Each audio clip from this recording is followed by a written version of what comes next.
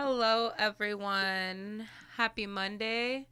I hope that you guys are having a lovely start to your week and to your March, and hopefully prepping for the beginning of April.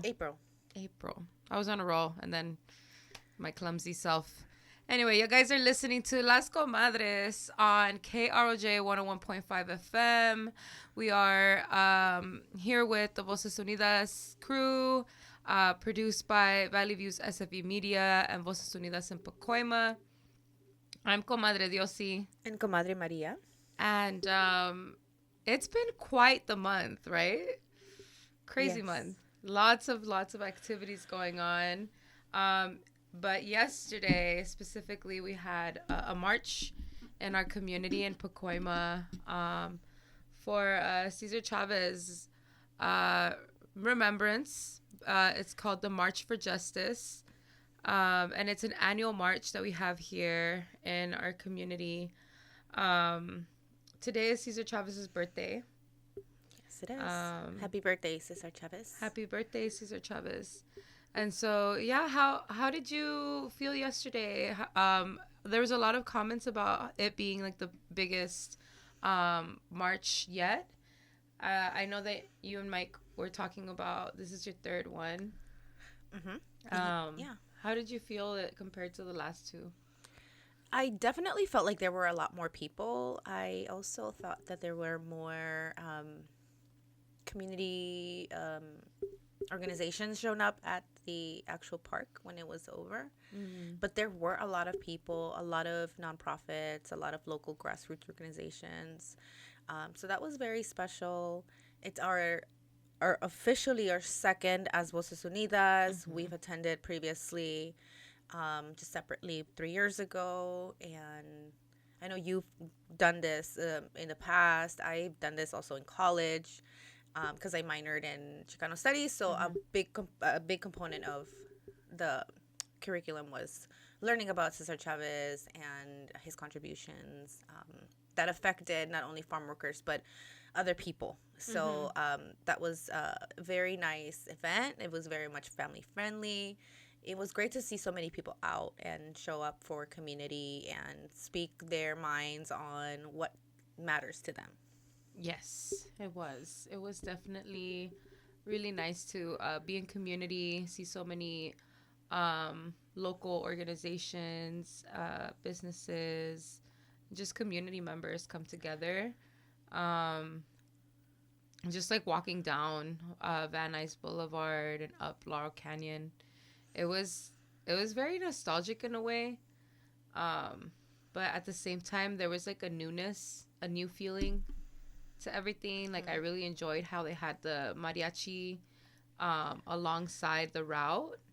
So that was really nice. Yeah, that was probably my favorite part of this specific march was like the mariachi performers along the march.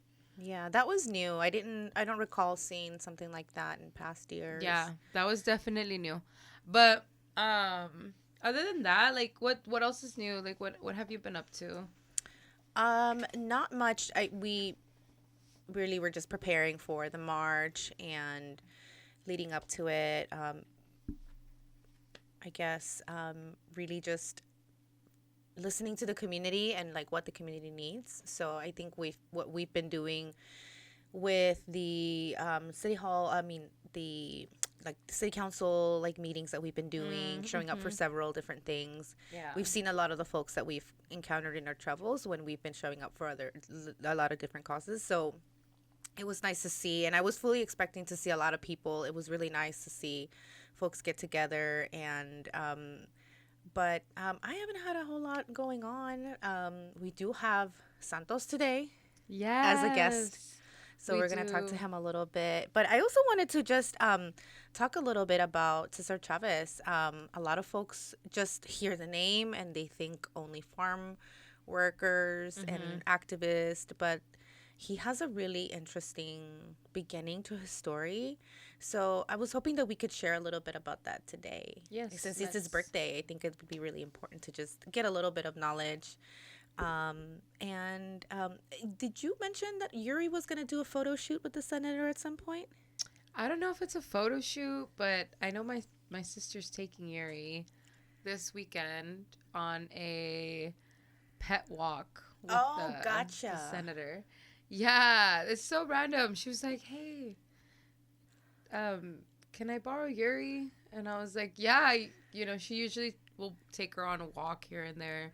She's taken her hiking, but yeah, they're gonna go out, and so I went and I got her groomed down the street by her house. There's a spot in Pacoima called Jesse's Pet Grooming, and it's right off of Van Nuys Boulevard, Van Nuys and San Fernando Road by the railroad tracks where the O'Reilly is, on that same block. And so we took her there. She's been there a couple of times, but it was a last minute appointment, and she looks like a little polar bear right now. She's all shaven down. And for those of you that don't know, my dog, I have two dogs, but the one that I'm talking about, she's a Great Pyrenees. And so she's just big, furry animal. Looks huge, but when she goes to the groomer, they shave her down, and she looks like a little polar bear, a little skinny polar bear. And it's really funny to see when we've gone hiking and there is a stream of water or any kind of puddle. She will just have so much fun with it. Yeah, she's like cotton candy. I remember the very first just melts into her body. And it picks up everything. Yes. Like she will roll down and then she's got twigs and dry leaves and things sticking out of her. I remember one of the first times that I met her, we went hiking, and the first sight of a little stream, she dove in. She didn't even give you a chance. I remember she just went in there, and it was the cutest thing I'd ever seen. Oh my gosh. And you had to go get her groomed right after that. Yep. I remember that. She's quite the adventurer. She her favorite trail was actually burnt down this fire season. So unfortunately, she's not gonna be hiking her favorite trail this season. So we're gonna have to find somewhere else with nice streams of water. But her favorite trail was Millard Falls. And so Millard Falls, I think, is still closed down, if I'm not mistaken. That's in Eaton? In Eaton. Yes, I remember. Yeah. So I think that was like our last Valley Views hike. Yeah, before the weather changed and it was cold. I think it got cold. But yeah, so wow. Can't wait to see what Yuri gets up to do. Yeah, we'll see this weekend what she's gonna be doing with her tia Teo. That's so cute. I'm thinking of opening up my sister. I always tell my sister I'm thinking of opening up this Instagram for this or this Instagram for that, and she goes, "How many Instagrams do you already have? Like, how many can you even manage?" And I was like, "Well, there's a limit, first of all, but you can." The limit does exist. You can find a way out around that limit. But I was thinking of getting an Instagram for Yuri. She's really cute. Yeah. I can see her having a following. Yeah. Little activist dog, maybe? I don't know. Yeah. Bring her over to She has enough people in her life that are willing to take her out on little walks. Maybe not her mom. I'm also not a big dog walker. And thankfully my dogs, people were like, no, they all need walks. And they do. But thankfully, my dogs are pretty low maintenance that we can kind of get away with not going out for the full on, like, really need to get that energy out. Because I've known dogs that if they're not doing that, they don't have a job to do. Yeah, that's their job will be to irritate you. She's a farm, like a mountain farm dog. So she's there to take care of the property of the animals. But if she'll conserve her energy, because you never know.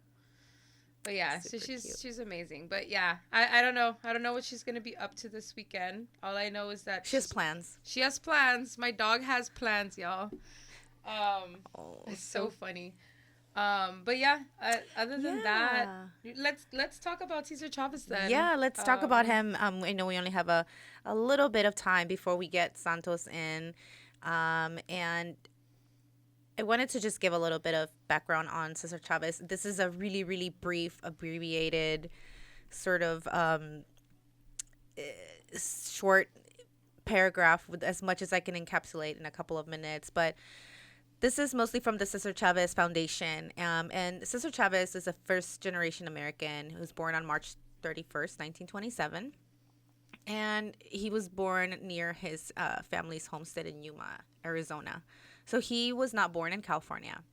And at age 11, his family lost their farm during the Great Depression and they became migrant workers. While Cesar finished his formal education after 8th grade and worked the fields full time to help support his family. Throughout his youth and into adulthood, Cesar traveled in the migrant streams throughout California, laboring in the fields, orchards, and vineyards, where he was exposed to the hardships and injustices of farm worker life.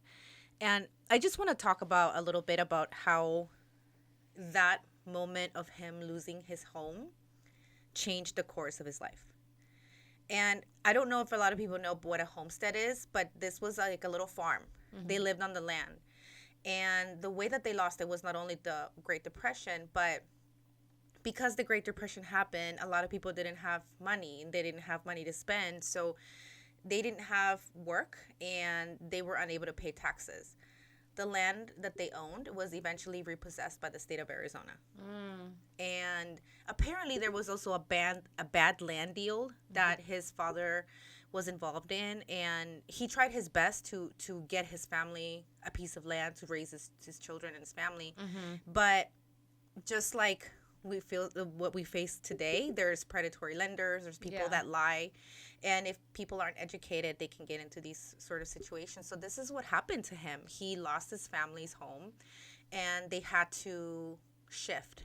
And one of the shifts that they did was doing the farm, working in the fields, and he really gained a lot of exposure to that. And through this really is how his activism began. He began getting involved with the community service organization. He worked to empower Latino communities, but his vision extended beyond the community organizing, and he sought to create a powerful union that would amplify the voices of farm workers. And in '62, he co-founded the National Farm Workers Association, which later became the United Farm Workers. And he really led the farm workers' plight, and he organized and set up boycotts, marches, the Delano grape strike that lasted several years. And he really modeled his approach on Gandhi and MLK, Martin Luther King Jr. So a lot of it was very peaceful. It was about connecting on the human, the human condition, like as a human being, like these are rights that we need. So he brought a lot of awareness to the dangers of pesticides, that farm workers were working and they just had no rights, no protections. And his partnership with Dolores Huerta was a key part in the success of the United Farm Workers. So his legacy extends beyond labor rights, and he became a symbol for hope, empowerment for marginalized communities across the nation. He is an advocate, or was an advocate, for social justice and unwavering commitment to nonviolence demonstrations. And his birthday is today. It is commemorated as a state holiday, and not only in California but other states. And he died in April 23rd, 1993 in Arizona. Yes. Well, thank you so much, Comadre, for that rundown on Cesar Chavez. I mean, there's so much more. There's so much. And if you guys want to get more involved with learning about Cesar Chavez, or the march that we just did, the March for Justice, which is an annual march that we do every year in March. And so if you guys would want to learn more about that or get involved, you guys can go to Instagram and check out the Cesar Chavez Commemorative Committee. And I'm going to find out right now what that handle is. But They meet all year round, you guys. They are They're really involved in the community. There's the yeah, youth program. The youth the ambassadors youth or ambassadors. yeah. Yeah, they have a lot of programming, and they're local here to San Fernando, obviously, but they organize out of here, Pueblo y Salud. So it's a very local uh, organization that you guys can get involved with. And so the Instagram handle for that is CesarChavez.info. And that would be for the Cesar Chavez Commemorative Committee, or the Cesar Chavez Committee, sorry. And that would be their Instagram for any information on the march, any if you guys want to see the pictures, if you guys want to tag pictures, if you guys attended the march and want to tag, the organizers, that would be it. It would be at CesarChavez.info. But yeah, guys, with that, we're going to go ahead and take a quick little musical break. And we're going to be right back with you guys. I'm Comadre Diosy. Comadre Maria. And we're going to play this playlist for you guys. It's called Las Comadres Locals Only. And it is made by our friend Alex Infinity. Alex is an organizer, creative, musician, actor. There's so many creative labels things, under his belt. Yes. Like they do it all. But Alex created this this Spotify playlist for us. So you guys can find this on Spotify. It's called Las Comadres Locals Only, and it features local artists here in the San Fernando Valley, local musicians. And yeah, enjoy, y'all. We'll be right back. Hey, everyone. We're back. We were just talking off air about some friends that we saw at the march. And it's always so interesting, because there are those folks that we know that we're going to see every single year. And then there's always we see some new faces. But, let's talk about kind of how the march goes, right? For those of you that haven't gone or are interested in going. So the march always takes place at Pacoima Charter Elementary is the starting point. And at Pacoima Elementary, there is a registration table. There's a table selling merch. There's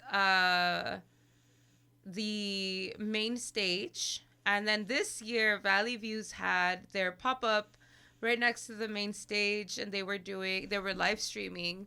So that was really cool. They had the Valley Views youth interns there, and so you arrive, you go there, you register yourself if you're coming in a group, and you enjoy. There's music usually going on in the beginning, and then once the programming starts, you'll hear usually from Pueblo y Salud, from the Cesar Chavez committee, and they'll come up and they'll welcome everyone, and then we'll hear from community leaders, we'll hear from elected officials.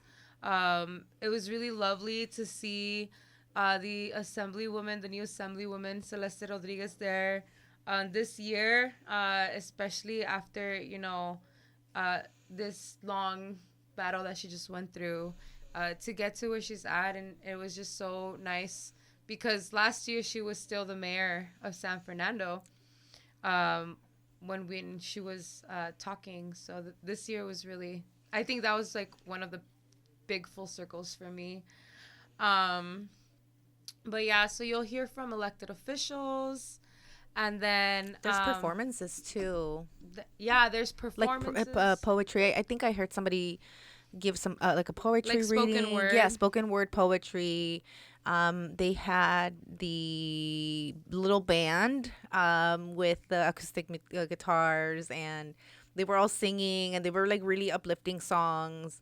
So it was just to kind of get everybody in the mood. But it's such a lovely place to meet with community. I always think of it like, maybe this is not the right word, but like kind of like a mixer or a party. Oh. where you can you bump into everybody that you know, Yeah. but you haven't seen in a while. But Yes. as soon as you see them and you lock in, It's like it's there, and it's just because you know that everybody that's there is there because they're a part of this community. You know, they're in some way, shape, or form, like in some type of grassroots organizing. I feel, and so yeah, it was. I had a friend that I saw as my sister's friend, but they're, you know, I've known them long enough that I think it's just like a friend now, but their name is Aries, and so I saw them walking through the crowd towards us, and it was one of those moments where I was looking for somebody else, but I saw him, and and I was like, I know that person, and they're smiling and waving, and I'm like, oh my gosh, it's Aries. you're like, they're talking to me. And me and Theo both locked eyes with them at the same time. We were like, oh my gosh, where's your mom? And, you know, and we're just like yelling. And he's like, yep, this is our once a year meetup. But not really. This is mine and their once a year meetup because apparently they're going to Berkeley with Theo next week or something. Oh. So I'm like, okay, guys. I get it. You guys went to college together. But No FOMO here. no FOMO here. FOMO No, they here. met in middle school, and then Aw. they went to college together, and then I met him in college. So yeah, but funny. Yeah, and a shout out to Jason for being the Jason. MC. Yes. They did a wonderful job, really keeping the crowd excited and engaged. Yeah, I think if I'm not mistaken, Jason has done like the emceeing for like the main stage, like the last 2 years, if I'm not mistaken, this year and the last year. But Jason's an amazing MC speaker, and if you guys don't know, Jason's also on air here on Fridays with Pueblo Salud, and so if y'all want to catch up with them, it's called The Art in Action. That's their show. But yeah, it was an amazing, you know, time in the beginning, you know, that there's those performances, public speaking, there's elected officials, and you know, there's just a bunch of mingling and networking going on. Everybody is finding their groups. So yeah, there's a lot of bumping into like just different people in the community. And so if you are interested in, you know, like coming out and if you're afraid that if you might not know somebody, you probably will know somebody. You'll run into somebody. Even my daughter ran into like a couple of her schoolmates. Yeah, we ran into her one of her best friends in school. Yeah. Like just randomly, and they were there. Yeah. So, and it's like not planned at all. It's just community, you know, community's out and everybody knows that this is going on at this day at, you know, this time. And so, if you don't know, now you know. But from there, we'll go out from onto Herrick, from Pacoima Charter Elementary. We'll exit on Herrick, on Herrick Avenue, I think, and then we'll go towards Van Nuys Boulevard, up towards Laurel Canyon, and then on Laurel Canyon, we make a right, and we head towards H3av3ns Park. And this is all about a 1.5 mile walk. And this 1.5 mile takes about 2 hours to walk in a march. You know, we're walking in unison. We're saying chants. There's QR codes where you can scan and follow along the chants. And so it's really inclusive. It's a really interactive space. It's a very safe space. We had you know, our own like peacekeepers, I think they were called. Yeah, we had peacekeepers alongside LAPD, kind of keeping communities safe. We also, you know, we had the danzantes. There was just so much culture, and so it was a beautiful event. But once you get to the H3av3ns Park, There is right outside of the gym. There is a main stage where, again, you'll see performers, dancers, um, and musicians, and more speakers. And this year there was a art exhibit inside of the gym, with Christy Sandoval, and JP Murals was inside, painting a a painting of Cesar Chavez, which was really, really cool to see. But yeah, that pretty much sums up, the event from yesterday. Shout out to Juan Flautista and Daniel Molina, and I don't know what the pianist's name was, but they performed yesterday too at the second stage at Richie Valens, and that was really cool. But yeah, guys, it was a really lovely event. And again, if you guys are interested in getting to know a little bit more, getting involved for next year, if you want to bring a group of folks, and have your own banner, the place to follow and get in contact with would be CesarChavez.info on Instagram, and that is the Cesar Chavez Committee, here in the city of San Fernando and in the San Fernando Valley. This is our once a year March for Justice. And that is that, y'all. Yeah, it's gonna be exciting next year to see how much bigger it gets. Yeah, and it grew significantly, this year. And I do think that it has a lot to do with the, political climate that we're in. But it's really nice to see, especially like our younger community members, awakening and their conscious, building, and them starting to understand like why certain things are happening. I have a little 11-year-old who marched for the first time. So that was lovely. I want to remind everyone that you guys are listening to KROJ 101.5 FM. We are coming to you guys live from our studios here in Pueblo y Salud in the city of San Fernando. And we are broadcasting from Panorama City. This is, again, Radio Olin, KROJ 101.5. We are Las Comadres. We're produced by Valley Views SFE Media and Voces Unidas in Pacoima. I'm Comadre Diosy. I'm Comadre Maria. And yeah, we're just wrapping up our conversation about the Cesar Chavez march that we have, the March for Justice, annually here in San Fernando Valley in the city of Pacoima. And I was just mentioning how, yeah, like, my daughter, it was her first march, and it was a really lovely experience to have her come out and meet her little friends who are also organizers here in the community, children of organizers, and for her to be, it was like the first time where she chose to be there. It was like, I want to go. And so, yeah, I was so proud of her. She was exhausted by the end, but, Yeah, she had a long day and had a lot of fun because we didn't see her for a while. She was with the dancers and yes, and then after that chanting. she went home with Angie. Shout out Angie. But yeah, guys, we're gonna go ahead and wrap up this conversation. We're gonna bring in our next guest, our guest, which is for this next part, our next segment.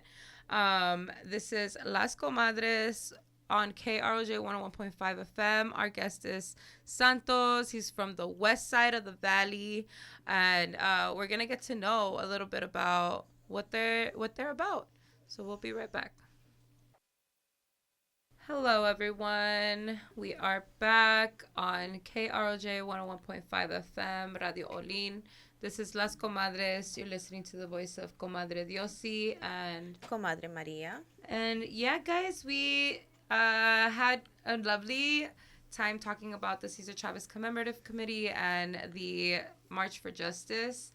And now we're here with our guest. Our guest is Santos, an audio engineer, and the driving force really behind the Heavens Studios. Santos and I got to know each other last year through Daniel Molina. Shout out Daniel Molina. Shout out Daniel. He's like the main connector in the valley right now. I feel like he's like connecting everybody. But yeah, so why don't you introduce yourself and then you can introduce your friend. Yeah, so what's up, everybody? My name is Santos from the H3av3ns Studios. We're an audio engineering recording studio here in the Valley. This is my buddy Jake, one of my mentors, one of my longest mentors that I've been around with. He's also helped me build my brand and kind of console me into like what I should be working on. So I'm really thankful for him for being around and being my ride here tonight. At least we're out there in the west end. But yeah, you want to introduce yourself, Jake? Sure, appreciate you, Santos. And I've known Santos here for about 5 years or so now, and it really inspired me seeing his drive to bring people together and his community that he's been his intention to be able to grow with people and help connect people that have different skill sets and be able to be better working together as a team than individuals and whatnot. Mm-hmm. And so I had a business for many years that was in that space or in the finance space, and it was he had many conversations about me about what we had done there, and so trying to guide him a little bit in the direction of what he's doing there. And I'm also developing tools and softwares in the AI space to help people eliminate a lot of the monotonous activities that are required for building a brand or for building a business, or a lot of the things that have to be outsourced that can very simply be done now with technology. Just by asking it what to do, it can do it for you. Mm-hmm. And building systems that connect a lot of the dots. And so as they're focusing on the audio engineering part of it, I'd like to build some pieces that can help them also grow and expand their market and be able to consistently find followers and find people interested in their music, and then consistently serve what they're looking for and grow their following and whatnot. Yeah. There's lots of tools like that. Yeah. Interesting. So it's been like a whole process too. It's a really cool really curve because, when I started with the music stuff, it was through my homie Concept, and it was kind of like a trial with fate, because I was trying to create a brand, but I didn't know what direction to create my brand in, and then when I reconnected with that artistry, with just being yourself and being creative, I was like, I want to create a brand around that, and I like to do a lot of drawings and stuff like that back in the day, but right now with the opportunity of doing music, it's been expanding to a lot of things, and like I said, it's been a really big learning curve, so I learned a lot of things every day, and Jake has been able to help me with a lot of those stuff, Yeah, that's really cool. And I've seen a lot of that, I've seen some of the learning curve. I don't want to say a lot because we literally just met about a year ago, but definitely I can see, that you're always, learning. You're always seeking to, put yourself on to new knowledge and wisdom and all of that. And you really have the wisdom within yourself already. As what was your name again? Jake. Sorry, Jake. As Jake was saying, your main thing, I would say your biggest forte is the fact that you are also a connector within the Valley.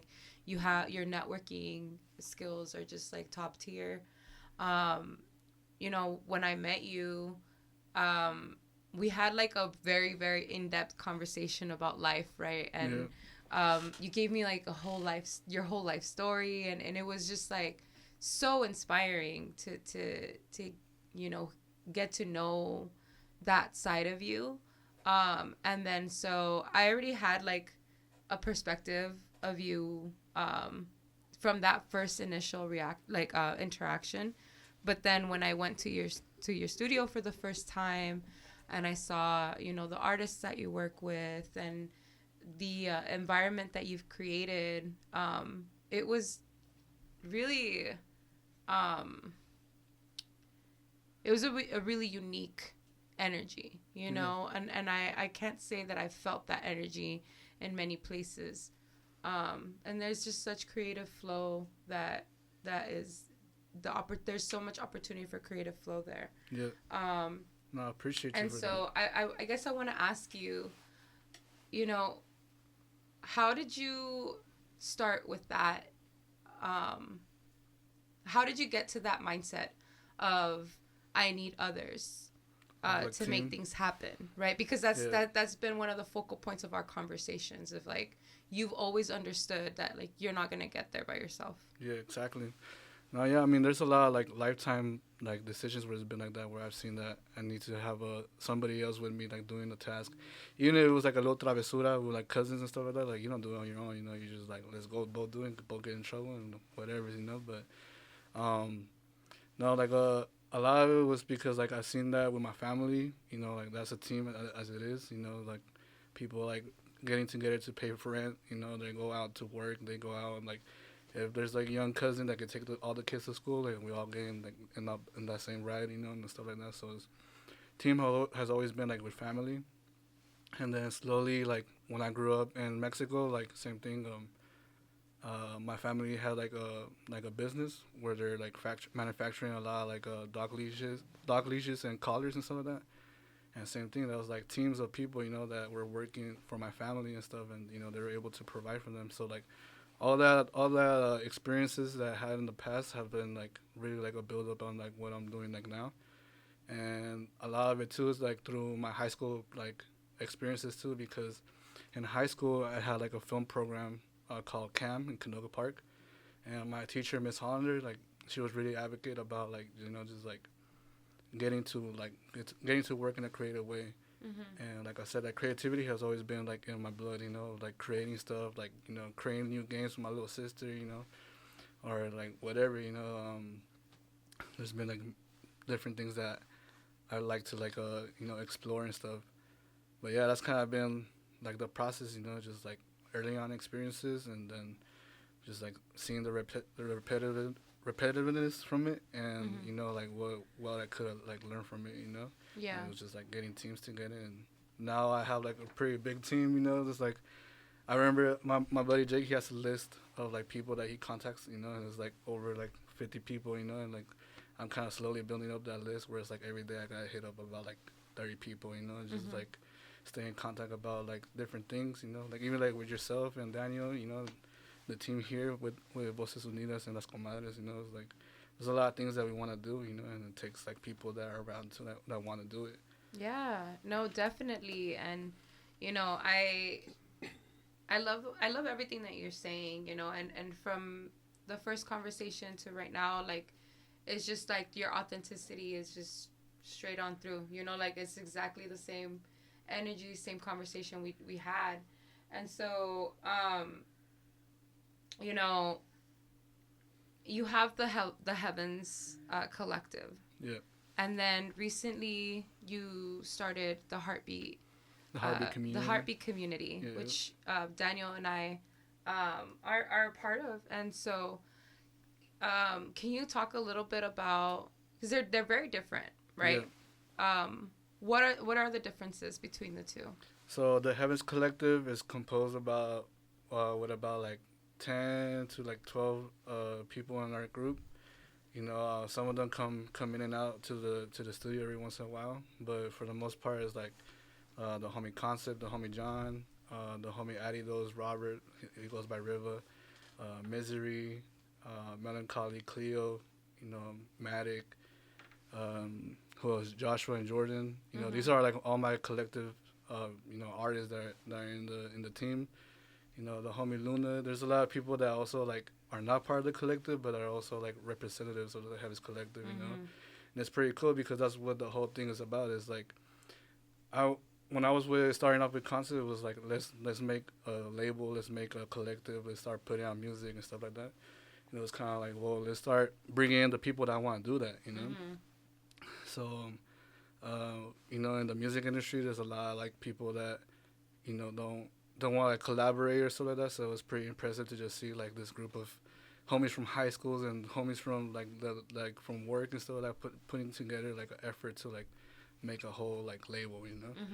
And yeah, like it's been exciting, you know, to just like being able to work alongside with everybody, you know. Slowly we've been gathering more people to the side of the team, you know, like some of the associates from like Downbeat, the people from the what's it called, the Heartbeat community, you know, like Sunny and the homie Jordan. So like slowly we've been building up the team, you know. So I like just putting everybody on, you know. Same thing with the people in Guitar Merchant, the Creative Collective, you know. It's a lot of like unity out here, you know. So I just want to keep on being an advocate for that, you know, with the music and with the arts, you know. Yeah. Um, so, you told me that you were originally born in Mexico. Yeah, so not originally born in Mexico. I was born here in Tarzana, but then I lived over there in Mexico. Ah. Yeah. Ah, okay. I was born here in '01, and then I went over there probably like in like 2008 or 2007, and then I was out there with my mom, my sister. My mom took off with my sister first, and like once I was out there, it was like a whole like culture shock, different experience. But definitely eye opening, and like I have a lot of fond memories from being out there in Mexico and living out there, and then being able to come back and forth to the to both countries and stuff. Because I have both nationalities, so I'm able to do all kinds of stuff over there and here, Yeah. So that's what I'm really grateful about, and I'm trying to work on is like like seeing how I can create businesses here, create businesses over there, and create like bridges, for everybody that's around. That was gonna be my follow-up question. Like, how do you think that experience of like being able to travel back and forth has affected you as like a business person and as a creative? Yeah, so like out there in Mexico, like there's a lot of creativity everywhere in the streets, so I definitely have a lot of impact with that, because that's what I was thinking about before I was coming over here. It was like out there, when I lived in Nezahualcóyotl, there's this place called La Casa de Cultura. And after that place, I'm pretty sure it's like a non-profit where they host like a lot of like teaching lessons for kids and like dancing lessons and like all these stuff that keep the culture alive over there with like like Mexican traditions and local traditions from the Virgencitas and stuff like that. And then like they have a lot of like there's a lot of schools around that area, and then they have big walls, so like painters, they will have like exclusive days for painters to come and like basically like hit up like cool murals on the walls. Some of them were pretty like like crazy looking, but it was dope to just see like how expressive like Mexico was in that sense. And my mom was definitely a big advocate for that. Like she'll take me to museums, she'll take me to like cultural events, and like she was always like like make sure or learn about like what like our people are bringing to the table. It's not just like criminal activity. It's not just like like all these like other negative things that people can talk about us, but it was just like keeping the people united, because even out there's a lot of like foreign people that make business over there. So it's like you have like different like traditional things. Like in the Zócalo you see like a lot of like Chinese and Jewish merchants. So you get all these like crazy like compositions of like culture. And it's like it's dope. So definitely like I love that about them. Bringing it over here to the States, it's like kind of like in a golden state, where you kind of be able to do a lot of things. There's a lot of resources, So I'm trying to like learn about that and be able to teach others about it too. And so, sorry, I'm trying to gather my thoughts. Yeah. There's a lot of overload of. No, I mean it's just really interesting, because I think it's just like the type of work that I've seen you do here. Since I've met you, like it's a lot of grassroots work that you do like out of the Heaven Studio. Yeah. You guys bring together musicians. With Daniel, like I know that you guys have put together like a little tiny desk version of here in the Valley, and bringing artists out. And I know with Panda, you guys have done like something with like the similar, but with DJs, Yeah. And so, bringing that creativity flow from over there, from wherever you're getting it from, like, like you're bringing it here, you're networking, and it's like a creative little hub that you have going on over there. Yeah. What would you say, we've had lots of conversations about the Heaven Studio, shout out to John, but what would you say you envision for the future of the Heaven Studio? Well, I hope a lot I envision a lot of prosperity. Like I've been trying to keep on track with like projects I'm doing with on the notes that I have. So like it's those the zines that we worked on for the Heartbeat community. That's been helping me kind of get like a guidance tool of like how I want to envision the studio in the future. But a lot of it is like is like composition of different visions, you know. So it's like different timelines because it's my timeline where it's like, you know, I was like struggling and like trying to find my own way of like getting into like my perfect lifestyle, and then there's like my homie Concept that he was developing his own skills and like putting his own work together. And then John, that's been doing it since like pretty much I've been alive, you know. So it's like, and that's why I kind of want to teach people is like, dude, there's people that have been doing this music stuff for like a long time, and it's like, you know, some like a lot of us don't have that like bridge to get us to somewhere else, you know. So it's like that's what I'm trying to develop and like construct with other people is like that bridge to like more shows, the bridge to get more people out there internationally into other shows, you know, and like get them paid out, you know, because that's the whole thing. It's like if you're making music, like you want to be able to create, you know, your own like brand, your own business, and sell your merch, sell your tickets, you know, get paid and be able to like, you know, raise a family, you know, get your moms out the, you know, out the trenches or whatever, you know, like, you know, because that's what I'm trying to build, and I see that with my homies, you know, like my homies, they gotta feed their babies, my homies, they gotta move their parents out, you know. And luckily, like, we've been able to, like, you know, like, help out in whatever ways we can, you know. But like I said, like, John is really one of the main sources of that, because him with his like a whole like investments and everything that he's been putting into that studio for his own labor of love, like, it's really a dope space, and is what makes that place a unique space, because it's all these instruments that have been around not only in time, but also because he has fond memories of them. Like, he has his first like keyboard on the studio, you know, and it's like when he was like a kid, you know, and like I said, it's like all this like energy that's been like stored in there, you know. Yeah. And now we're like exploring it, and now that's why it's kind of hard to promote it too, because we don't want just anybody in there, you know. Like, we want to be able to have good connections and good like loving people that want to create like nice dope sounding production, you know. And it's like we're not really a recording studio too, like we're more of a production studio. So like right now I'm learning about branching out into like sync licensing and music placement for movies and all that stuff, because like I'm saying, like if artists are making creations, like they want to be able to put that out on Spotify and YouTube for at least, you know, as a minimum. But if you can get that paid out through like royalties from like a movie that was shown, or like a video game that was developed, or you know, like all these cool stuff that can happen, you know. Like one of the times I was with Panda, he invited me over to his school, and this lady that was doing a presentation, I forgot her name, but she gave us a packet of like 260 plus jobs in the music industry. And it's like that's all the jobs that are being provided by somebody making songs, you know. And because that's what creates the whole revenue, is like that creation of sound, you know. And that's why I want to be able to develop my artists for, you know, because, you know, we're all homies from high school and from, like I said, from a couple of years back. So it's like we're all young cats back then, you know. Like I just turned 24 a couple of days ago, and when I started the studio stuff, I was like 19, you know. And I'm like, damn, like it's been a hustle in it, you know. Like it's been like it went like that quick, you know, because I remember when that was like my first year with the guys and stuff, and I was like, I'm telling you guys, like I'm not no manager, no music manager, you know, like I'm not no investor that has like heavy pockets to give you a recording time, right, like that. I'm just a regular dude that is down to help you guys promote your music, you know. So now we're out here. Next week we're gonna be in Vegas, you know. Like it's gonna like we're slow doing like little steps towards like the goal. So it's like it's a really cool momentum, you know. Yeah.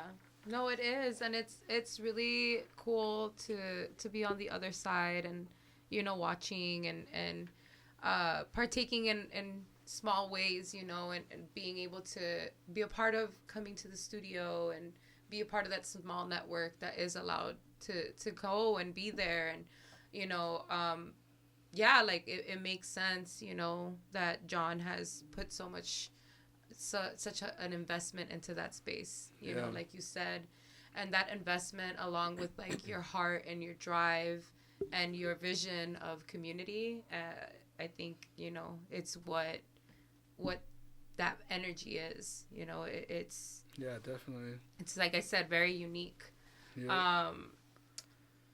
Yeah, shout out to John, dude. Like, yeah, shout out to John. He really like inspires me a lot, and like he's one of my other mentors, you know what I'm saying? Because like he's put a lot of effort and work to like just build himself up, you know. Like, he has so many, like, playlists of his own music that he has to release and stuff. And it's crazy watching him play, like, do stuff in there. Like, it's like a dance for him. Like, he's just, like, moving. He'll touch something here. He'll touch something over there. And it's like, whoa. Like, all of a sudden, there's, like, a whole production. There's a whole, you know, song happening. And you're like, how did that happen? Like, and it's just so quick, so fast. And yeah, John is such a character. Like, I remember the first, I want to say, like, up until recently, I was like, I didn't know if he, like, liked me or not. Because he's so serious. Like, he's so serious. And so forever I was like, hello, sir. Hi, John. You know, and, like, just always trying to be so respectful always. But you know, it was definitely really nice to see him this last time, and he greeted me, gave me a big old hug. He's like, I haven't seen you in a minute. Yeah. And I was like, oh, yeah. Yeah, because, like, without us, like, in the studio and the people that have been coming through and all that stuff, like, the studio is, like, you know, like, it's, like, the lights are shut off, you know, so we're really trying to, you know, like, do as much as we can with the space, because it's also, like, you know, like, we're close on, you know, on, like, our lease and all this stuff, and it becomes, like, a whole, like, it becomes a whole thing, you know. So, like, we're very grateful for everybody that's been coming through, you know, all the projects that we've been working on, like, all the things that we've been brainstorming together. And like I said, like, even with you guys, you know, being able to, like, present this platform for all of us, you know, and I'm really grateful for everything, you know. No, of course. You've provided so many opportunities for us already out of your space that, you know, I mean, we had a pre-recording interview with you in the beginning, I think in August of this season, and, you know, I remember, like, being at the studio and doing that pre-recorded segment, and then, you know, like, all this time has passed and so much life has happened since then, you know, that, like, you fall off the bandwagon sometimes, but, like, it always comes back around for you, you know, and you could always jump back on.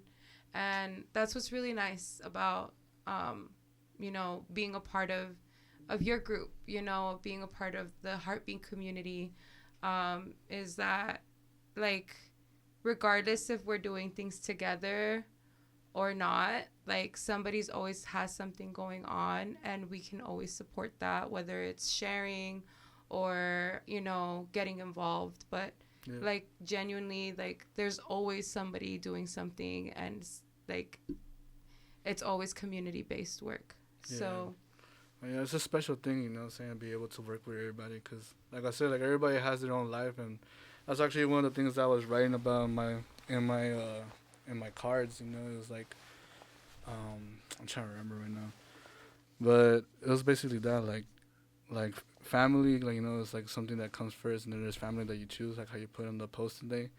And, like, that's the special thing about the Heartbeat community, you know, is, like, it's the people that we want to work with, that want to be part of what we're, like, organizing to be able to do something. And that's what something that Jake helps me out with a lot, you know, like, putting events together at his place, and then just, like, with all the other opportunities too, you know, from going to, like, different events, you know, and just, like, meeting different people, and, you know, just, like, understanding what are, like, real life needs, you know, like, you know, good wealth in your heart and good wealth in your mind, and then be able to provide, like, spaces for others, you know. Yeah. So that's really cool. Well, it's hard to teach the willingness to learn and willingness to adapt, and he's adapted the intention of absorbing what as much as he can from wherever he goes, and then taking what he's absorbed and share it with the people in the ways in which he feels are most beneficial to them. And for people that go through the world looking or acting like that, is someone that is priceless. Having someone like that that thinks of something that you might benefit from, and with no need for there to be something in reciprocation, share that this is someone that you can help, and knowing that he's the type of person that is going to take that information and apply it and make the most of it, and not only use it for himself, but share what he's learned with other people. Yes. And so I come across in my business, I've studied many different aspects of business, and there's lots of different aspects of things that are, until you know and mess up on or make a mistake over and over again, and someone points it out, you're just going to keep on making those mistakes. And so if you can direct someone where someone has got 10 or 20 or 30 years of experience in that way, and they can put it and they've said a combination of tricks and tips or whatnot to be able to. We've created a nice flow of sending each other things back and forth that can benefit each other, and we all get inspired by different things at different times, and it's great to have a community of people that are in and around and doing things like constantly helping each other with giving each other and sharing each other new information and opportunity to apply that it's like you're setting each other up for success. Like it's a continuous, effort to set each other up for success. And I think that's like you said, it's priceless, and that is exactly the experience we've had with you. We're going to go ahead and take a quick little break. When we come back, I want to get to know a little bit about the zines that you have. Yep. And then I want to get to know a little bit about Jake. Go ahead and enjoy this playlist, guys. It's called Las Comadres, Locals Only, on Spotify by Alex Infinity. Our guest today is Santos and his friend Jake from the West Valley. They're here from H3av3ns Studios. We'll be right back, guys. That's El Santo del Valle featuring Daniel Molina and a bunch of other local artists here in the San Fernando Valley. This song is called El Panadero. Panadero, panadero. El Panadero. Shout out Tocayo. Shout out. Shout out Momo. Shout out. Oh, yeah.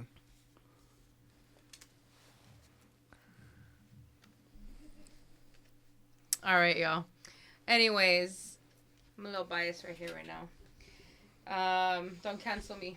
Anyways, guys, so we had a little workshop in last year at the Creative Collective. With the Guitar Merchant. At the Guitar Merchant. Yeah. Sorry, y'all. My mind's a little fuzzy still. Nah, there's a lot of dope events that go out there. Yeah, we did a lot. But, so there was a little workshop that we worked on, that you worked on with your tia. Yeah, with my auntie. And somebody else who said, well, your auntie. And it came out to be such a beautiful project because I actually took some of those home and gave them to my kids. Nice. So they're called zines. Yep. And I've seen them all over the place ever since you showed me them. But you were the first person that I've ever seen those from. So I just want to put it out there that there's this, like, what is it? Like a zine fest? There's, like, a lot of attraction. I don't know what this one is, but it's, like, when you become aware of something, you start to see it a lot, And that's exactly what happened with the zines, because I have seen so many zines since then. Nice. And it's just wild. But can you explain to us what a zine is, and can you show us your zine? Yeah, so, like, zines are, like, short forms of magazine. They've been around since, like, the 1930s, like, they're like out there like putting a lot of information for like people. They've been passed down to do like artwork and all that stuff, and it's just a cool tool or medium to like be able to inform people about like something that's going on. And what we created the zine for in the Harvey community was to kind of like have a guidance tool for people to be able to like basically track down how they want to build their projects. So like it starts off with you name your project, and then, the next page is, like, about brainstorming the concepts of the ideas of the project, like, what was, like, the main core values. Mm-hmm. And the next page is kind of where you start, like, writing down, like, the team members, like we were talking about earlier. Like, you need to write down a group of people that you think are going to be supportive of the ideas. And, like, I'll tell you guys about, like, this project that I was working on earlier. But then there's like, a to-do list of, like, things that you can do, like, hopefully sooner within time. And then the next page is about taking ideas into action, and it's basically like doing the writing, starting brainstorming, starting like creating that energy from like the universe to start, making stuff, And then there's a little page where it says, have faith in yourself and the confidence to continue the march every day.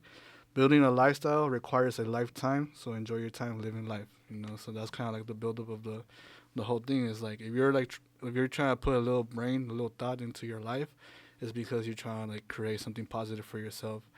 And then there's like a creative space, to like kind of like at the end, like kind of desahojarse, and just be able to like have a chill time. But yeah, like that workshop was sponsored by a lot of people, so it was pretty dope community like workshop that we did. It was sponsored by the Guitar Merchant. It was sponsored by the Harvey community.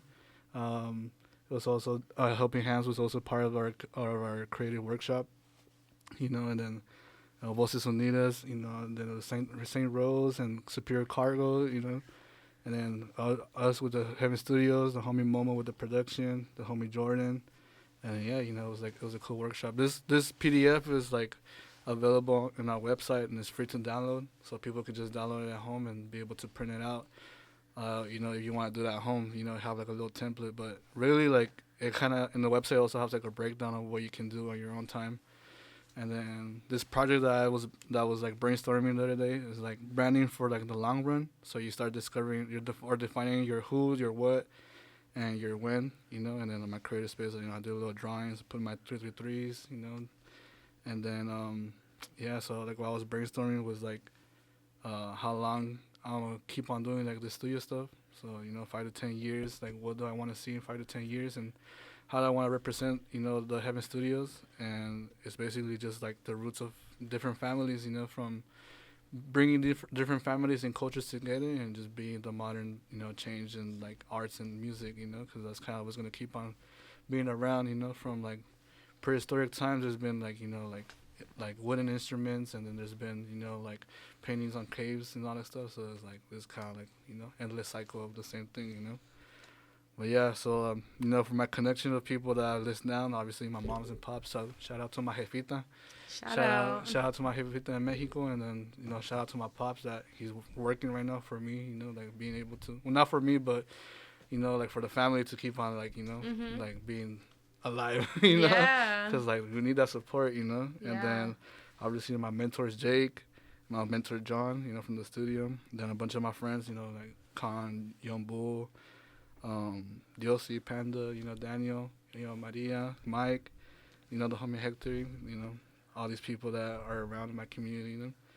And then I also you know, put out my associates, which is like Downbeat, and then what's it called? My homegirl Isabella, she like does like real estate, and that's also like that's what we're like trying to like develop, you know, with these like guidelines is like, or these tools is kind of like figure out the problems that we have as artists, and then see what solutions we can come up to, and then be able to just like help each other out, you know. Like for me, this is just a way of like putting my ideas into paper and then be able to share it with other people on the go, you know. Like I put this in my wallet, and then sometimes, like we were talking about, you know, like sometimes once things start happening, like you start noticing like, oh, there's an opportunity. Now you have something written down where you can show somebody and be like, look, this is what I have like brainstorm right now. Like if you're about this and that, like you fit the keys, and you know, we can start making things happen, you know. And like I have other projects that I have in mind, like having like early exposure to creative business, and then using music and art to create like valuable business relationships, you know. Because that's what I was talking about. Is like in the studio, or at least in the music industry, is like we want to be able to promote people and get them paid out, you know. So it's like get them in events. We're gonna start hosting like events with Downbeat, where we're gonna be able to like do those kind of incentives, like, you know, like you can sell X amount of tickets and be able to make your own money back, sell your merchandise and all that stuff. We have a follow-up show at Sound Studios, is another rehearsal studio out there, and you know, they're doing like a similar thing too with the events.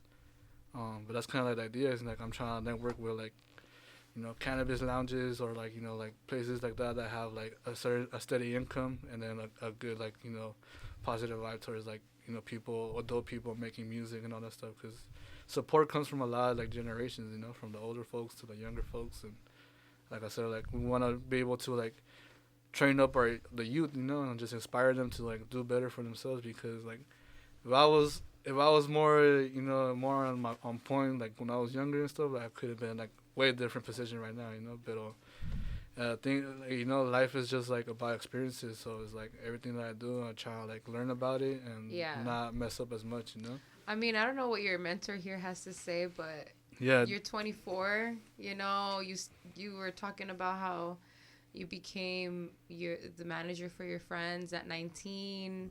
You know, a lot of that responsibility of understanding that, you know, like you maybe weren't like at full capacity to take on that role, but look at what you've done to make sure that you can provide the best service for your people, and like the person that you become in that like that journey is like, you know, you're to me, like, you're still super young, you know, and like Yeah. I'm only 31, and so, and I consider myself super young, and like I think like for me, like I did so many things to get me to where I'm at today, you know, made so many decisions and choices. Some put me back, some put me forward, you know, but like I would say, like, you know, you started your journey like really, really young, and you're still really young, and so like it's really cool to see you right now, to know you right now, and like, you know, it's like we are all hoping for the best for you, you know, to see you succeed, to see you become, you know, the mainstream platform, you know, that is putting out the music here in the Valley, and you know, for us to be able to partake in that and have a little part in that. Is the goal, right? Is like that's what we are all doing here in this, like, you know, in this business. And so it's, you know, we're all putting in more work than we're getting recognition for it. But at the end of the day, like, it's not for that recognition, it's for the future generations, it's for those kids, you know, that like are living still today the same lives that we were living 10 years ago, you know, 20 years ago. And so, yeah, like, dude, I am so grateful to know you, you know, and to be able to collaborate with you, and you know, to have you on our platform tonight. Like, it's not going to be the last time. No, it's not the first time. It's not going to be the last time, you know, and we're going to continue to collaborate. I know my comadre has been able to come to the studio a couple times already for a couple of the projects. That was a lovely performance that y'all put on, and discovered so many more local artists. I think my favorite performance of the night that night was, I forget her name, Victoria Rose. Oh yeah, Victoria Rose. And the one song that she sang, I mean, I feel like it was like very Lana Del Rey. Like I can hear it. Yeah, she has a great voice. She sang a couple of like original pieces, and then she did a few like cover pieces. She did Sabrina Carpenter and Olivia Rodrigo, and her voice is just so beautiful, and like. And it's super talented too, to like be able to play the guitar at the same time, because like I play the guitar but like very minimum, you know, like I play left-handed, so I play upside down, and then try to sing vocals to it. I'm like, no, like it's like brain fart, like big time, you know. Musicians are just the I think just the talent, because I tried when I was a kid to play guitar, and that lasted about 2 weeks. I played the flute in band from 6th grade to 12th grade. Nice. And that was only because in high school at the time, you're talking about early 2000s, back when I was in high school in the early 2000s, you could take four separate semesters of band, and that would equal 2 years of PE. So I never took a day of PE in my life in high school. I never ran, I never did any of that. But that was the trade-off. I had to be consistent with the flute so that I could avoid doing the 10-minute run every Wednesday and Friday. God. So this girl, I figured it out. And I learned. I had a lot of fun. I did all the football games. We did some basketball games. I ended up being drum major at the end of the time, my high school years. So it was really fun, but I can't even play Candy Crush for more than 2 days at a time. I'm getting bored. So I really commend the consistency, the dedication, the falling down, picking up, and keeping going, because I fell down twice when I was trying to play the guitar, and I was like, I don't know if I really want to do this. Yeah. I mean, it's not like a thing where I've just kind of developed that. Like, I have so many dead Tamagotchis that... Now you pick your battles, you know, like you gotta definitely pick your battles. Yeah. There's a lot of things, like I said, there's a lot of things to experience out there, you know. Like Jake has been one of those guys, the same thing, you know. He's experienced a lot of things, and I see that every day, you know. And homie, like he be fixing things at home, and he be getting hurt, and he's like, I'm almost like, you know, like that's what's up, bro, you know. Like I love that what he mentioned earlier was the willingness to learn. Mm-hmm. Yeah, I think a lot of folks today, and even myself included, where there are moments where I'm resisting to learning, but that's to my detriment. Like if I'm not willing to learn, if I'm like, oh, I really can't do this, I have, I'm really not whatever, and I don't believe in myself, so I can't do this. And that you're already setting yourself up for failure. So I really appreciate that it's also acknowledged by someone else that your willingness to learn has gotten you this far in such a short amount of time. And I think it's, I think it feels really like when I'm looking at myself and I think about my journey and when I was in college and some of those things where I really didn't think that I could do certain things because of my situation around me, but I was able to find different ways of breaking out of that. And I think that's where you've really come, I think, full circle of you realizing the challenges that you've had, learning a lot of things on your own, building connections, finding a mentor, and having the willingness to learn, and not only learn, but impart knowledge on others. That's really important. And I think that goes to your community building skills, because you can be a really good audio engineer, you can be a really good producer, but if you are not able to connect with others, artists, community, supporters, investors, then you're really not going to get anywhere. You can be the best producer, but if you have the worst attitude, chances are, unless you're really well connected, you may not get very far. Yeah. And I see you working on both the connection aspect where you're building community. I've seen you show up at places where I'm like, oh my God, Santos is here. We did the Know Your Rights. Oh, yes. You came to our Know Your Rights workshop. He came to our Know Your Rights workshop, stayed with us, learned with us. He drew something with us. We all connected. And it was a lovely time. So this is not just you saying I'm going to be there, or I show up, or I've been there. This is really like you being there and being a supporter, because not only that, you also came out to our community day for Voces Unidas. And you stood in the corner and you helped us give away food. We weren't even trying to sell anything. We were just trying to give it away. Yeah. So that was and even that was hard. It was like people were not trying to give free food. You were so not trusting. Free food, and people are still like, "Why are you giving free food?" I'm like, because we want to be nice. We love our community. And then trip out like that. I didn't realize, but across the street there's a gym, and that's my uncle's training gym where he like the boxing gym. The boxing gym. That's my uncle Mike Santos, Coach Mike. And then his sons, my primos, Angel Santos and Eric Santos, so they're like right there. I didn't realize that, because I know it was like Coronel, like boxing, but I thought he was at the other one, things like over here like San Fernando and stuff. But yeah, that's pretty cool. And same thing, like we're trying to connect with them in the gym and just like provide as much resources for people, like health wise, like technology wise with the AI stuff, or like or get resources together, it's like. I'm trying to be out there for everybody, Yeah. No, and I think that's a lot of good karma that you're putting out there, because when it comes to the music industry, when it comes to even living in LA or California, there's a lot of promises, but not a lot of follow through. Yeah. And I have seen your work in the H3av3ns Studios with the Heartbeat community. I've seen it, and I really commend you for putting yourself out there, because it takes a lot. Like it takes a lot to come out here and talk about yourself. Yes. Some people don't like talking about themselves. I don't like talking about myself. So no, same.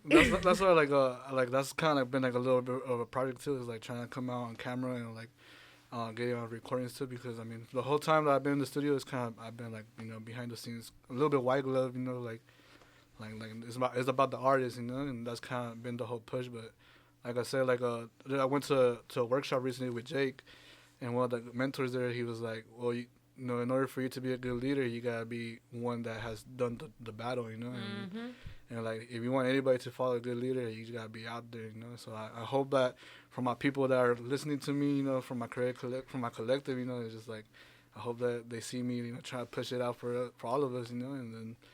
Like Jake has helped out, like I said, with a lot of it, like. We see it. I mean, and she'll tell you, Diosy will tell you, I'm the person that you have to really like convince about something.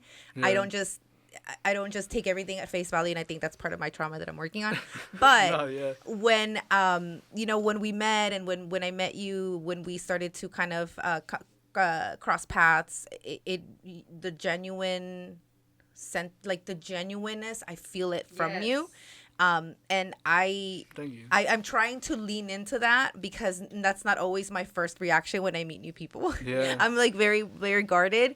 But I'm glad that you're putting yourself out there because it also helps people like me, like to be able to Trust in break out a others. little bit and Yeah. trust and be able to connect. And that's really what we're trying to do here. No, yeah, that's a terminology that me and John joke about a lot because there's like a lot of people with we call it like Hollywood syndrome, and it's like they just talk all the Hollywood talk, but then when it comes to like, hey, let's do this session, let's do this video shoot, let's do like this promo, like nobody's there to show, so it's like Everybody it's really hard promises. They Yeah. all let me know, hit me up, Yeah. and then when it comes to it, it's crickets. Yeah. And that's why I respect Jake a lot because that for that reason too is like like homie, I always tell him like, hey bro, I need like help with this, help with that, and he's like, let's do it. Like, I gotta finish up this real quick, and then you want to help me to do it quicker, let's do it right now, and Jake is really like I said, like let me spend overnights and like put my brain work into like different like paperwork and all that stuff, and Jake is really like one of those guys that like I said, that when he sees the the truth in people, like he's down to work on it, and like I said, that's why I want to build up on my community, it's just like all that. Thank you guys for that. I want to remind everyone that you guys are listening to KROJ 101.5 FM. We're coming to you guys live from our studios here in Pueblo Salud in the city of San Fernando. And we are broadcasting live from Panorama City. This is Las Comadres. We are produced by Valley Views SFE Media and Voces Unidas en Pacoima.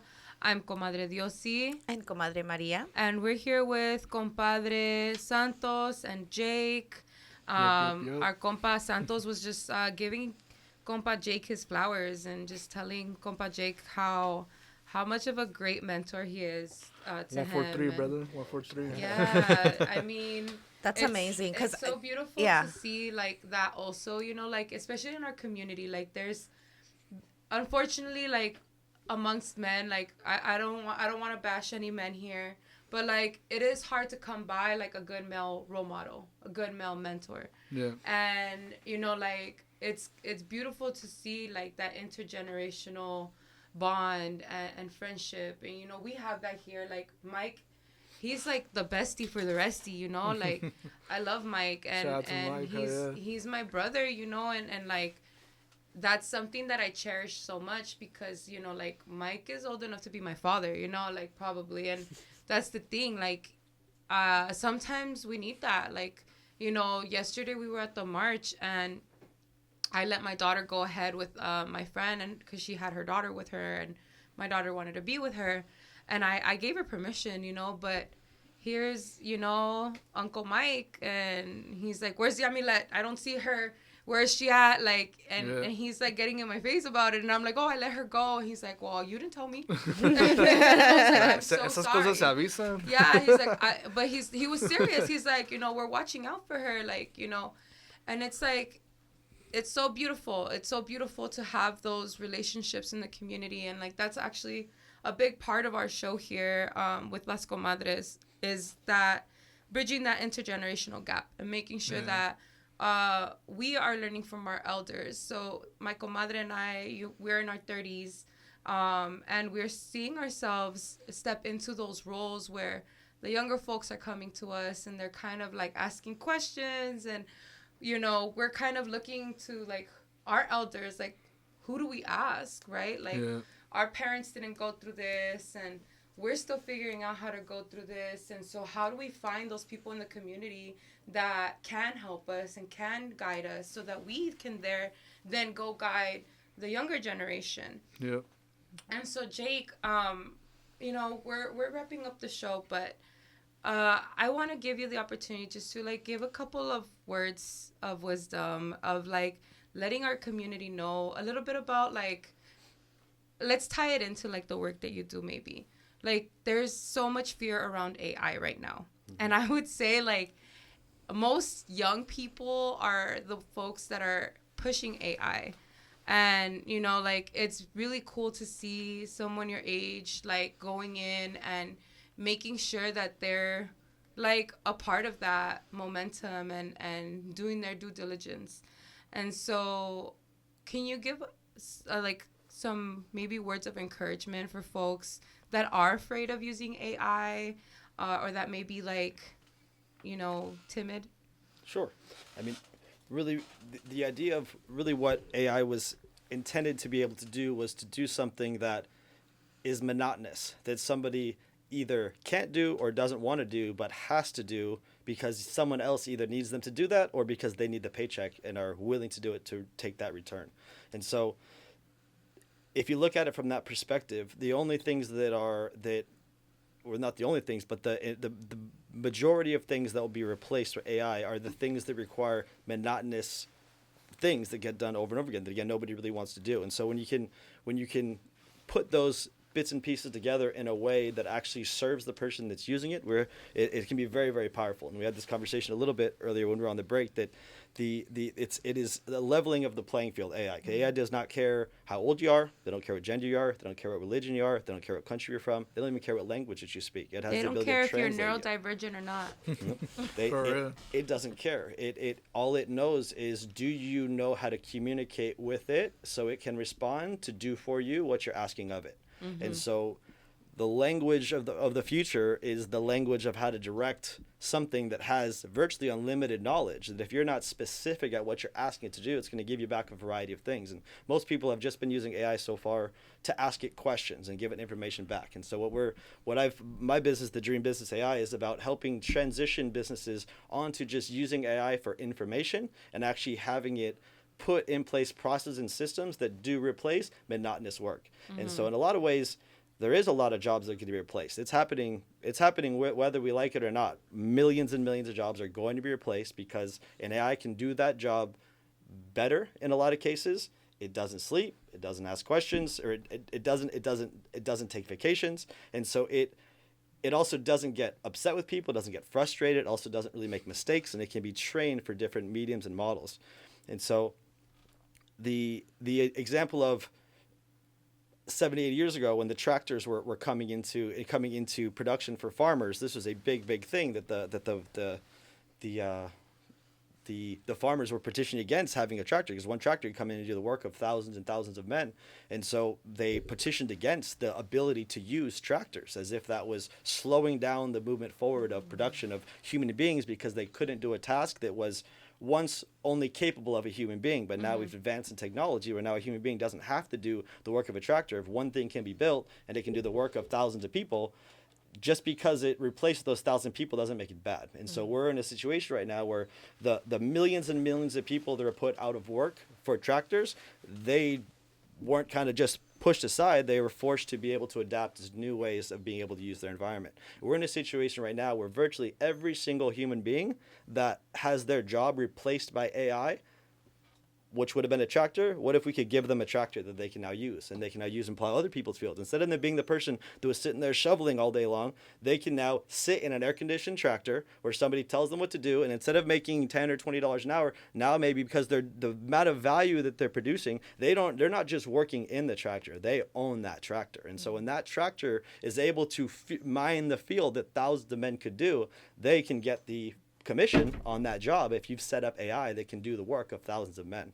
And I've as a novice in my first couple of months, I've been able to I want to use AI in a way to be able to, again, create physical things as opposed to just answering questions. I wanted to actually go from the ether and create something that can become a physical thing, whether that's a physical product like this jacket or the phone case or things like that are things that take time to produce. And you have to create a title, you have to create a description, you have to design the image in a lot of cases, you've got to decide where the market is and create keywords for that. And so we built systems that are just designed to make things that would take people a long period of time to do, but it's the same thing that have to do over and over again, and put AI tools in place to be able to do things like that. Like, for example, for these artists, print-on-demand print-on-demand products or merch is super valuable, to where they don't have to stock any inventory. They can just use AI to create the designs. They can put their branding on it. And we have a manufacturer we're connected using AI that's connected to 200 manufacturers in 60 countries to speak 40 languages. And so we can literally just make content about the product and services that are made.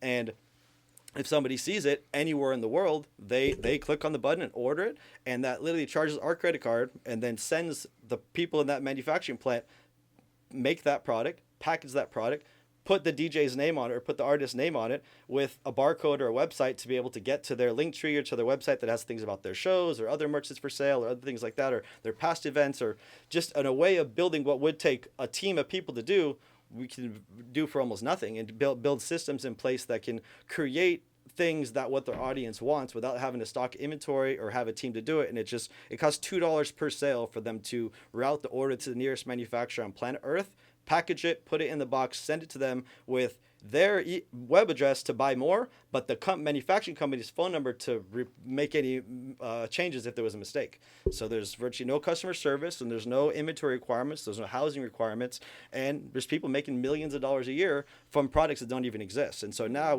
I've been able to use AI to create over 30,000 products in a variety of niches, and it will create the title, the description, the image, and the keywords, and put a brand on it, and then post it on eBay. You can post on Etsy, you can post on Amazon, you can post on Pinterest, you can post on Facebook Marketplace. And so it will do all that. It takes about 30 to 45 minutes for each one of those steps. My software does it in about 60 seconds, and it costs 1.2 cents to do it. Wow. That's such a game changer for like independent artists that are Yeah. trying to. I mean, this is, yes, it's scary. Yes, there's a fear of things getting replaced or people being replaced. I mean, I used to do that for work. Yeah. Like, that was my job. I had a whole business kind of like helping folks do like their e-commerce, do connecting them. And then,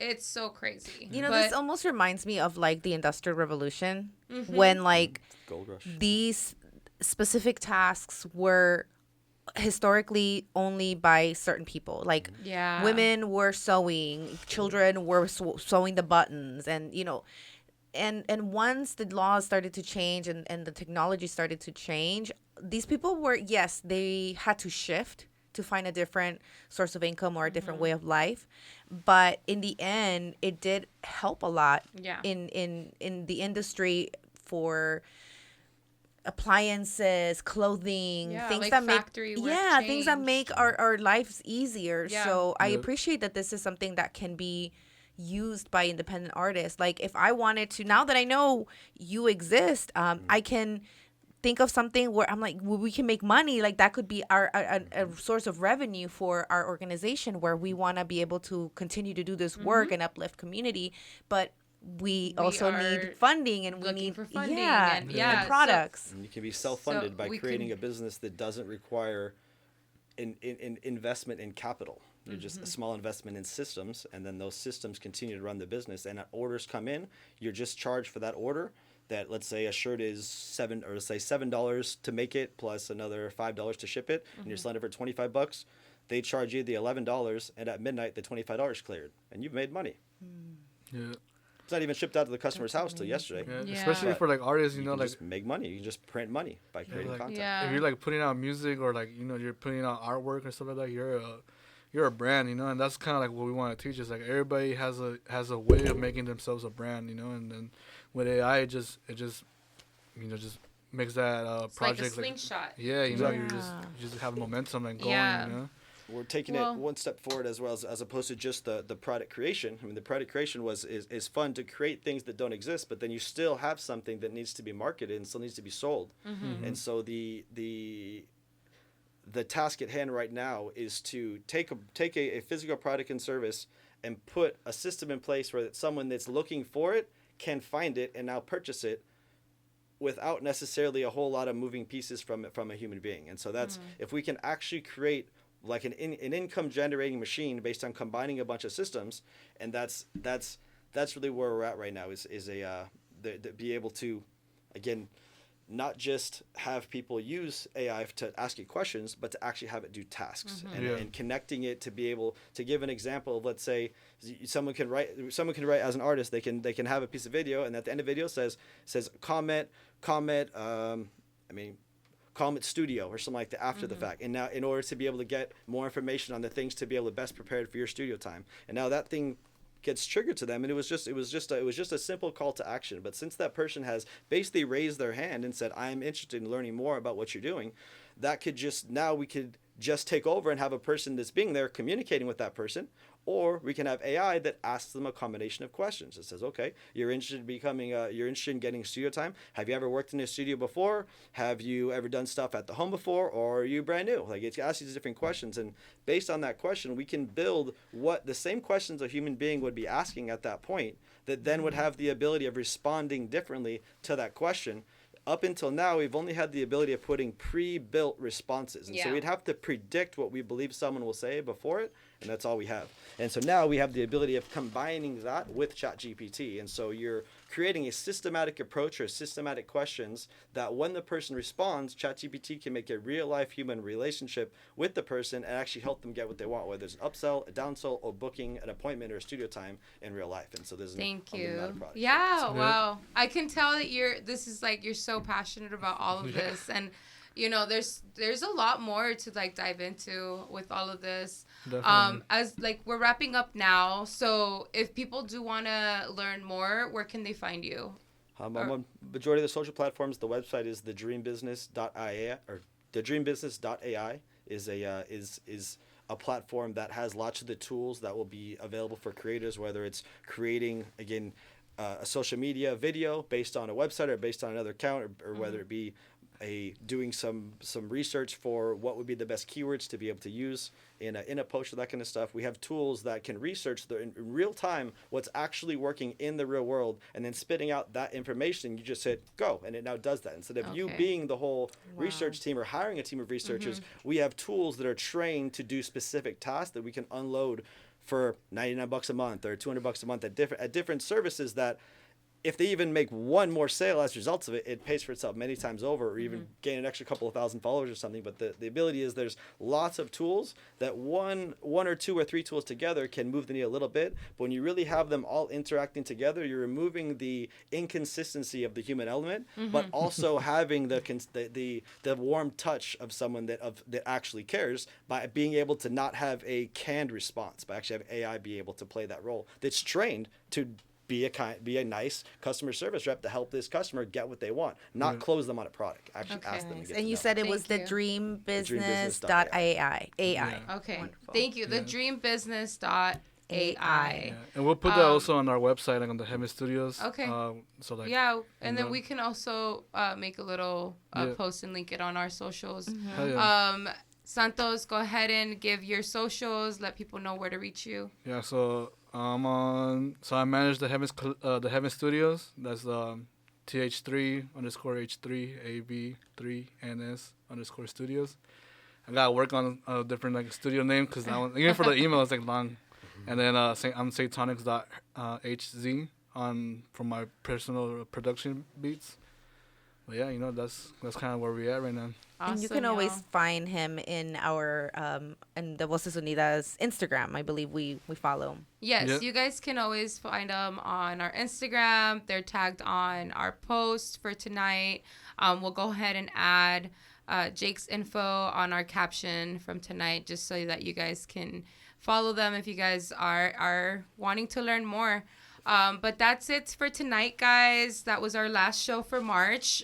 We will be back for our first show in April. It's going to be April 7th. And it's going to be a Las Comadres show again. So we're looking forward to seeing y'all again. This is Comadres Diosy. Comadre Maria. This is us signing off. KROJ 101.5 FM. Thanks, y'all.